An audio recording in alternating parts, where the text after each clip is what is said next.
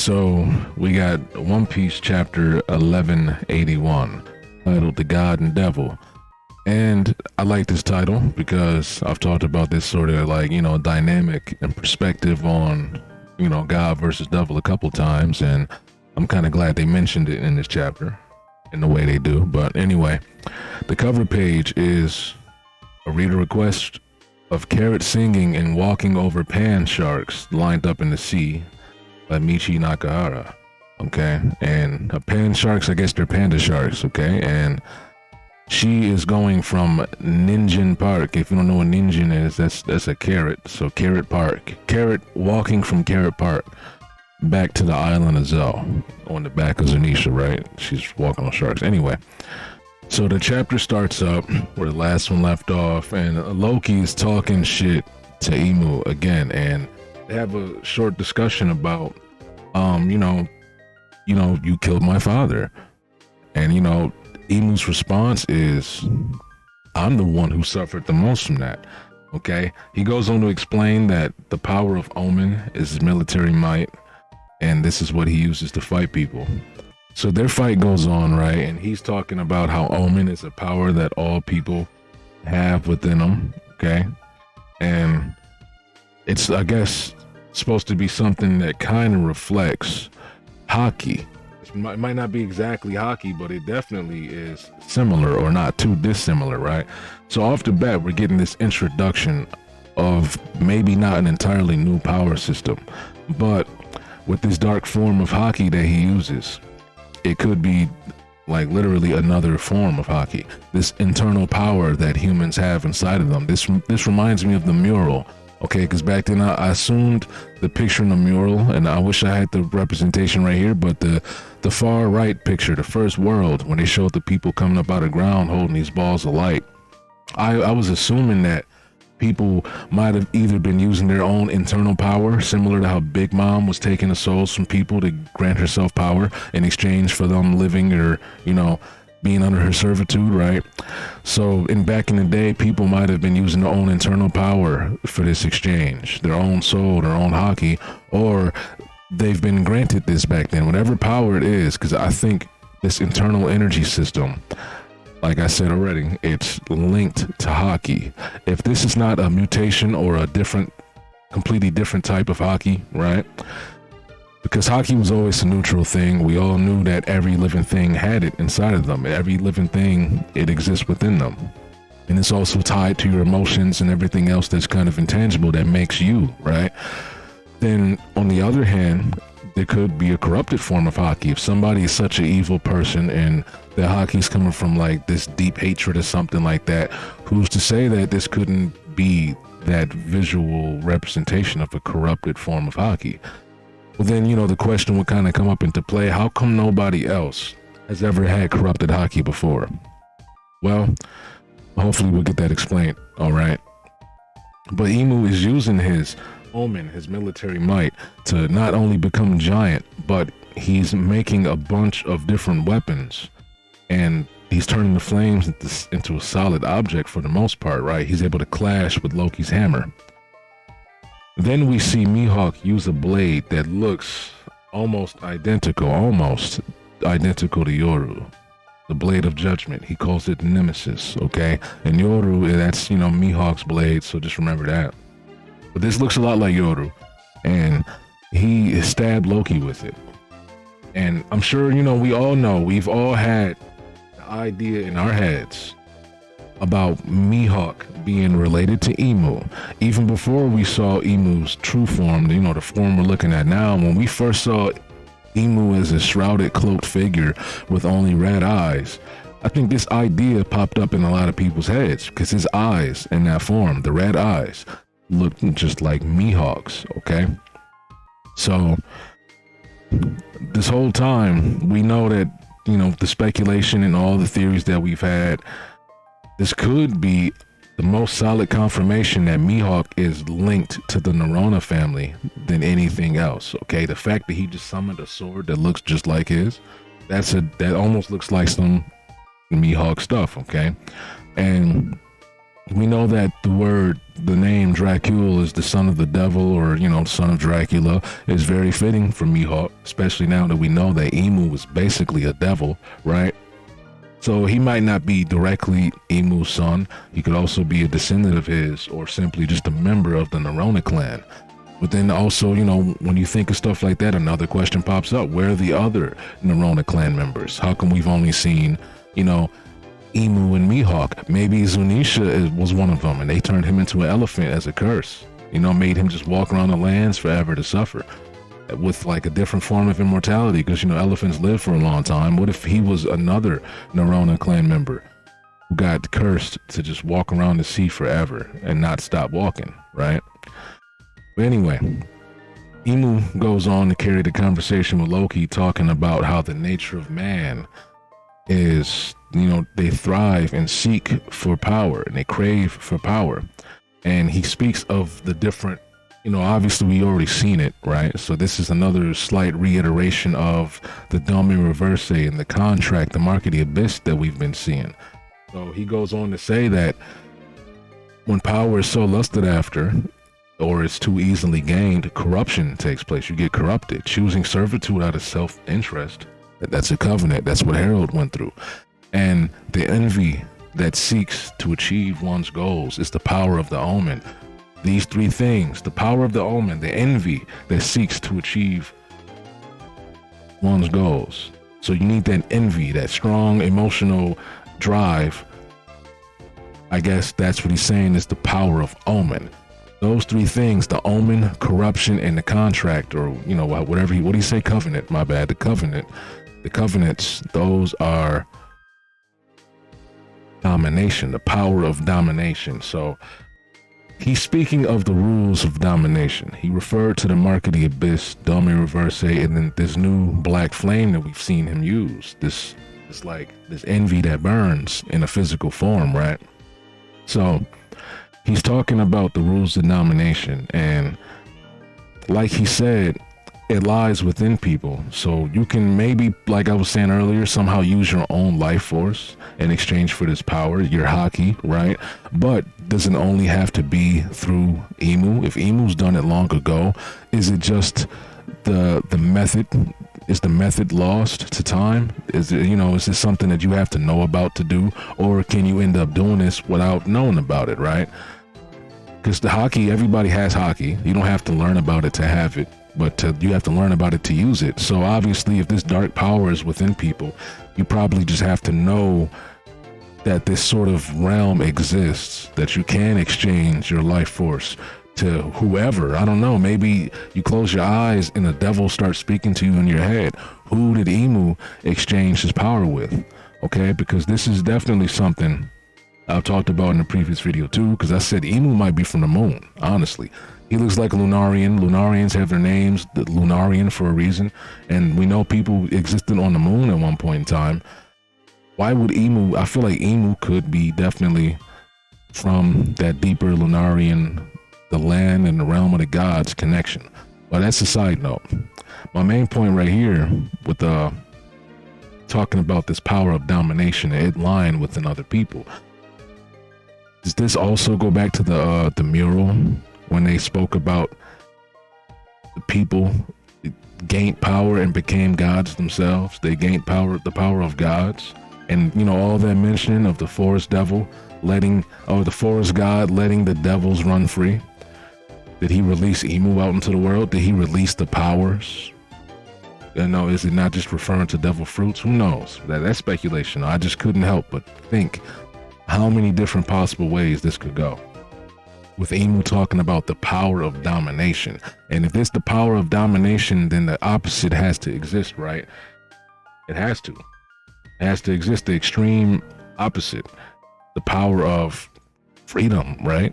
That's what Nika does. And we know from one of Oda's notes that the sun god Nika, when he laughs, he becomes stronger the more he laughs, right? We might see that aspect of Luffy's Nika power fully drawn out to his full potential when he finally encounters the fight with Imu, because we know that's a thing, but he's laughed every time he's transformed. We haven't been really given a reason to see a significant change in power from before he left to after he left, right? So maybe we'll actually see that painted out for us now.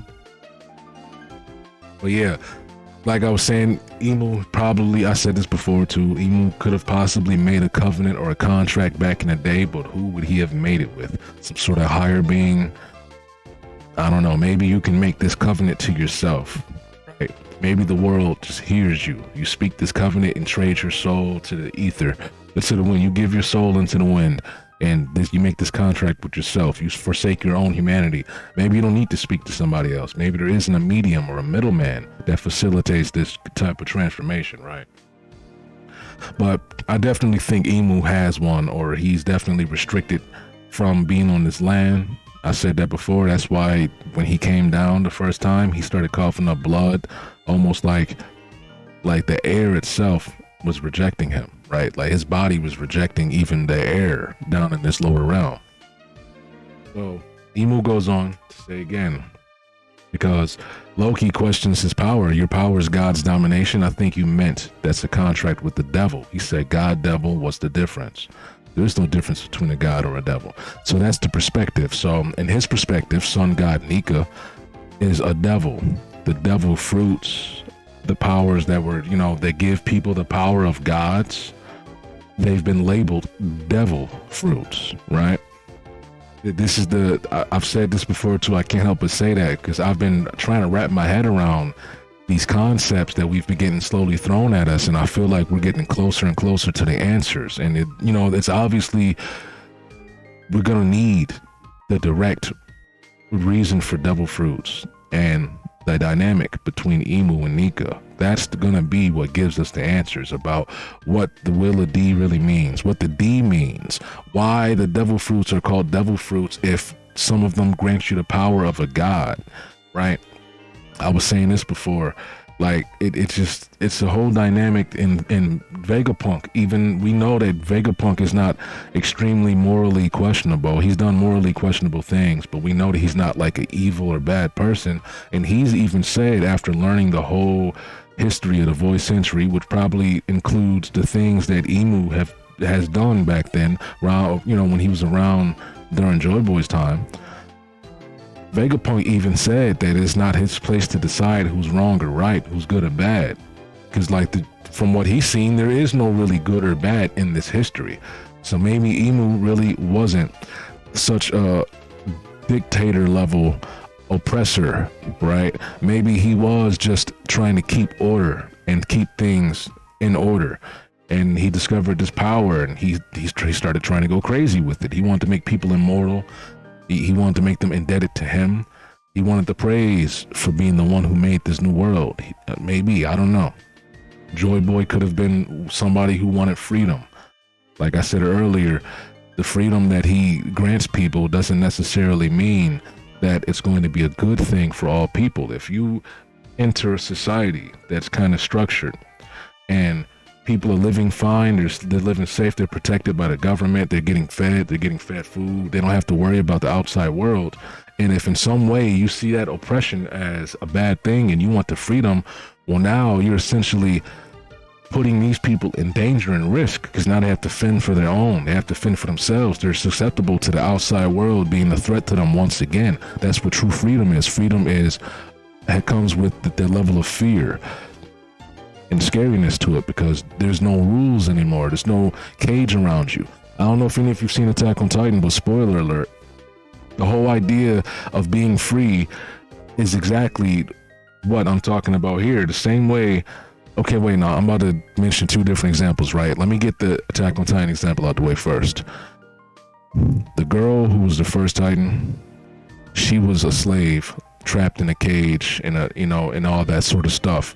And when she disobeyed the rules, and the rules of the structured society that they were in, and the village they were in, when she broke the rules, they set her free. Her hearing that she's going to be free was the worst thing she could ever hear for her, because meaning her being free now meant that there's no more protection for her, there's no more food for her, there's no more shelter. Everybody's living in this village. You're free. they kicked you out the village. Now she's free. She can do whatever she wants. She no longer has to follow the rules. She's not being oppressed anymore. They're not going to beat on her if she spills the water. But now that she's free, she wants to go back to being a slave, right? Because that freedom came with all these other things. The free will that comes with it, and the fact that you have to now like literally do everything on your own was not comfortable. It was she preferred to be in the comfort of what she knew, this cage that she knew. So being free doesn't necessarily always mean a good thing, depending on perspective as well. Now, my other example is something that we all should know, right? Going back to Luffy on Fishman Island, it's all about perspective.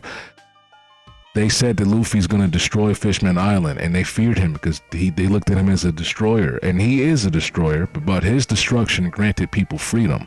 Okay, same thing that Rox was going to do when he said, I'm going to, destroy the world or whatever. I'm going to take the world. If the current world is a bad place and you destroy it and you make a new one, it's not bad anymore. That's the concept that they're going with, okay? The idea that there were two sun god Nikas, okay? One that brought peace and freedom or whatever and joy, and one that was a destroyer. They're both probably the same person, but based on perspective and how people were affected by what he did and the freedom that he brought, they have two different ways to view him. If you, like I said earlier, if you're living in a structured society, you're fine living in your city, you get taxed heavily, the law enforcement is real strict, so they might just kill you if you break one law or throw some trash out. But you don't have to worry about the outside world. You're living peacefully in a sense, right? Under these rules and regulations. If Joy Boy comes along, he doesn't like that they're just killing people for throwing trash out once, and he breaks the whole structure down around you, you're going to feel butt naked now. You no longer have any structure in your life. You don't know what to do. You don't live like this. You haven't been living free this whole time. Freedom can be a great change or a bad one, depending on the perspective. In Elbaf, Nika was either a benevolent savior who freed the slaves or a destroyer god of destruction who probably ruined other people's structured life, right? And I've been saying some things before, and I feel like I'm getting closer to the ideas I've spoken about before, because I've spoken about this dynamic, the god and devil, and how a god and devil can be seen as two different things. Imu might think of himself as a god, even though his actions are that of a devil, but both can be seen on the same side, on either side of the same coin, I should say, right? You flip the coin over, the devil's back there, you flip it over, there's a god right there. As far as a hierarchy of power and all that sort of stuff, and the reach they can have, and effect they can have on the mortals, right? It's one and the same almost. They're opposites, direct opposites, but directly similar too, right? So when Imu says that domination is the only true bliss in the world, and he starts going a little crazy, and he's yelling Joy Boy's name out, I think that this is, going back to what I just said, Joy Boy and his freedom can only thrive in a world where freedom doesn't exist. You know what I mean? Like, how can you claim to be free if you were never not free, if you were never oppressed, if you were never controlled? So I think this is going to open up the sort of, existence and dynamic that Batman and Joker have with each other. One can't exist without the other. Literally, quite literally, the light and the dark. You cannot have dark without light. The light casts shadows and creates the darkness. Opposite is true too, right? You can't have light without dark. You can't have dark without light. Okay? So these two things have to exist. And I think this is what he means. The balance in our world, that these two things have to exist off of each other. I think this is what he's referring to. Joy Boy's idea of freedom and his goals of freedom can only thrive and exist and be prosperous if the opposite existing thing is also present, right? If domination is present, you can't be free if you were never under some form of restriction. You can't claim that this is restriction if you don't even know what freedom is, right? in that sort of sense. Maybe I said that one wrong, but you get the idea now, right? So I think when he says, what did he say exactly? He said the world thrives. Okay, now domination is the only true bliss in the world. Isn't that right, Joy Boy? It's because Joy Boys, like similar to Luffy is at bliss. And he's extremely happy when he's doing these things that are seen as a bad thing, right? He's destroying property. He's a pirate. It's already illegal. Sometimes he's killing people to save other people. Other than that, he's destroying stuff. He's stealing stuff. He's causing a rampage. He's disturbing the peace in these areas that he goes to, but he's in extreme bliss because he's free. I think Joy Boy being at odds with this force of domination that's trying to take freedom away, and Joy Boy, the fact that he's able to fight and to stay free and even counter this domination, I think that's the bliss that Imu was talking about. We were at bliss when the peak of the world was me and you fighting for our ideologies, and either domination or freedom's gonna win, right? That's when they're most at bliss. It's like, this is an age-old thing, right? So I like to compare it to Batman and Joker because they say it all the time. I can't exist without you. You can't exist without me. If there's no more crime, there is no Batman. If there is no Batman, there is no crime. Right? For Joker. For Joker, okay.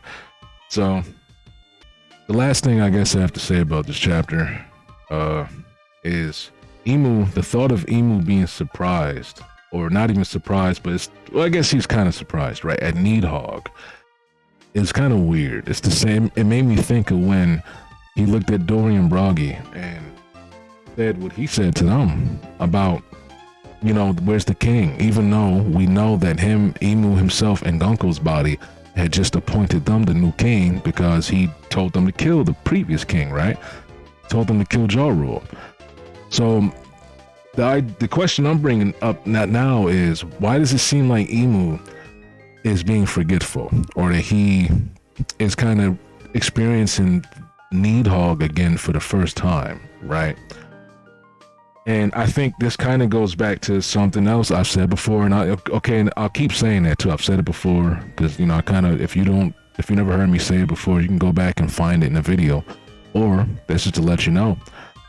I feel like I've been on the right track a little bit, right? I've been kind of guessing things the right way, and I've been following along to the story Oda's putting down. So hopefully maybe I'm right about this. Let's see. But I think this goes back to something I said where Imu is, because I think he's some sort of an amalgamation of this blend of consciousness that I said before, right? Because he doesn't, when I first seen him appear at God Valley, and the way he was speaking about Mu, he was still speaking Mu this, Mu that, Mu this, Mu that. And I'm thinking, well, isn't Mu right there? Technically, isn't Imu right here now? So why wouldn't he just say I? He's never said I. So when I started thinking about that dynamic and how it seems like a part of his soul is literally in each of the people that he forms the contract with, and they're carrying a part of him, whatever smaller part of him that has its own consciousness. It's like when you split the Nine Tails apart, the other part still had its own mind, even though they were both Kurama, right? Or I'm trying to think of something else that's more similar. I really can't right now. Like a being who has this, he has one full body, and he can take pieces of himself off, and those pieces still are sentient and act individually from him, but they're also connected to him as well, right? That's the type of thing I think Imu's doing with his soul or his shadow form, right? He's splitting himself apart. And that's why when Harold got destroyed, a part of him got destroyed as well, quite literally. That's the contract. It's the mark of the abyss. It's deeper than Dome Reverse. Their connection to Imu is stronger than the others, right? Because they have a part of him in them. And it's different from when Saturn died. He stripped his power, he stripped his soul, he stripped the omen off of him. He took his omen back, he took part of his soul back. Part of Mu has returned to Mu, right? That's what happened. So that's why Saturn just deteriorated and died. I've said this before too, right? I've said it plenty of times.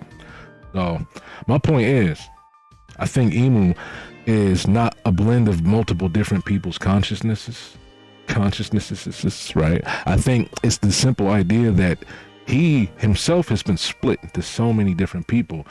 Each of those individual Mu's act out the will of Mu, because they're not him directly, but this is a part of him. So they act out that same will, but it's a potential chance that he himself doesn't exactly see or know what the other one does. And earlier, it's kind of complicated, right? Because we've seen examples before when the shadowy Imu was at the throne room and he's sitting there, he's kind of seeing stuff happen. He saw the stuff happening through Saturn when he had his Imu puppet body possessing Saturn. He saw that stuff. He remembered Rox was there.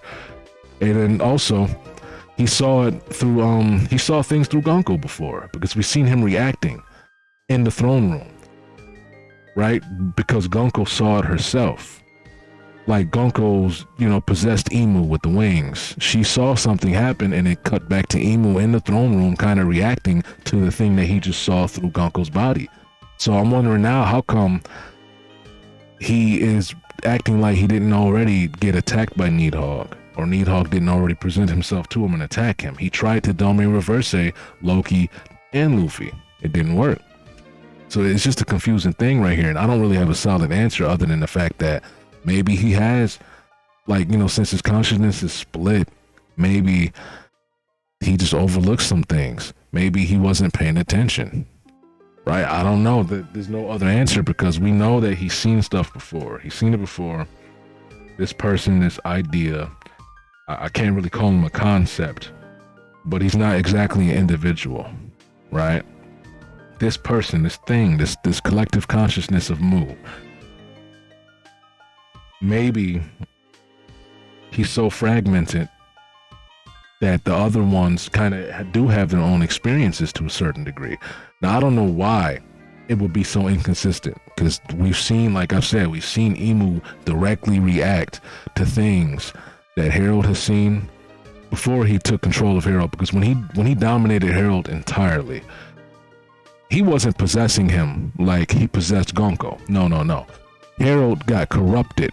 So his mind, and like he said, I'm beginning to think of myself as a god. That was Harold in there the whole time. Imu wasn't taking the will in Harold's body.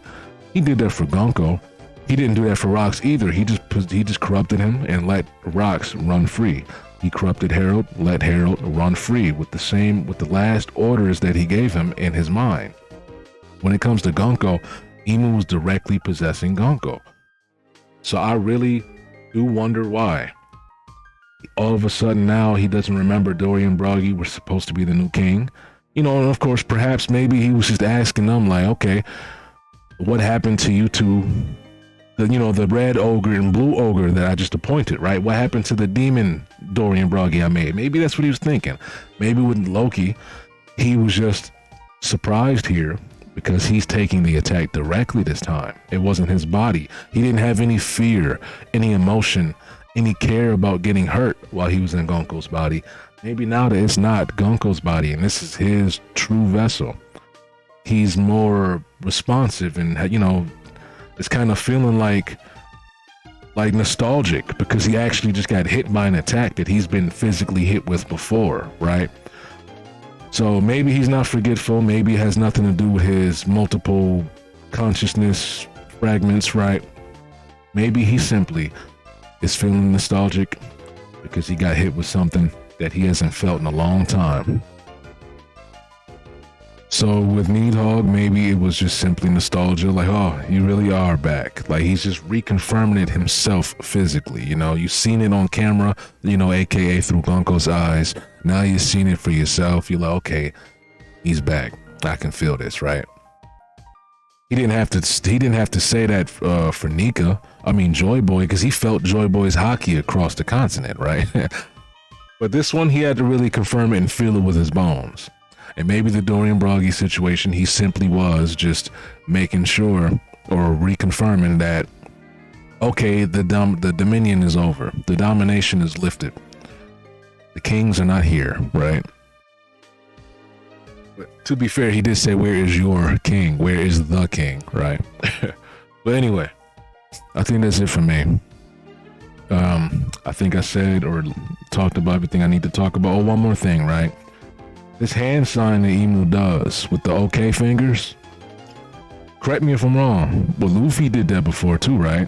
Like Sun God Nika Luffy, he's done that before when firing attack out of his own, like, I guess whatever abilities, and he's punched somebody with precision or threw a lightning bolt. He's done this before, I know it. He's done the OK sign multiple times. I wonder if there's a deeper meaning to that. Is that a hand sign that you used back in the day?